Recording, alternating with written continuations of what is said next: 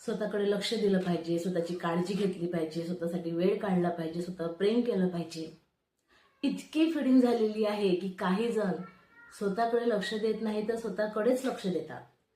स्वतःसाठी वेळ काढत नाही तर स्वतःसाठीच वेळ काढतात.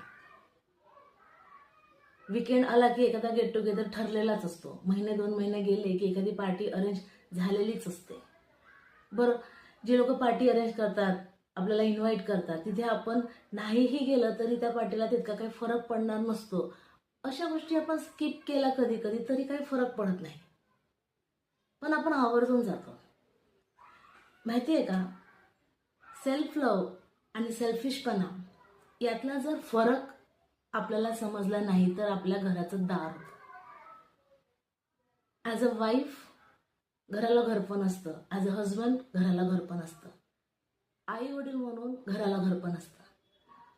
अजून आपली घरातली जबाबदारी संपलेली नसते, कधीच संपलेली नसते.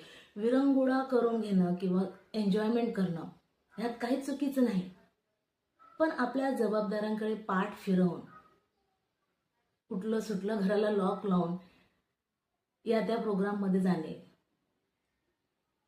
आता मुलगा मोठा झालेला आहे, माझी फारशी गरज नाही असं स्वतःला समजून घेणे, आता मला कोणी विचारत नाही, मला माझं एन्जॉयमेंट करायचं आहे असं ठरवून घेणे, हे कधी कधी चुकीचं असू शकतं ना.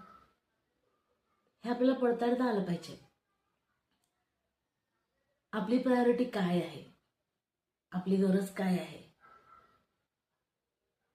सेल्फ लव्ह चुकीचं नाही आहे, पण स्वतःसाठी वेळ काढणं आणि स्वतःसाठीच वेळ काढणं यात फरक असतो.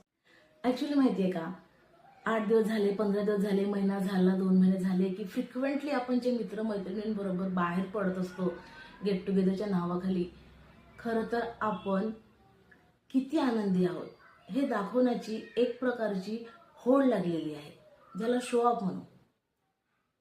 हेवे दावे सुटलेले आहेत की मी तुझ्यापेक्षा किती आनंदी आहे ही दाखवण्याची होड. आणि या नादात ना घराचं घर पण हरवत आहे.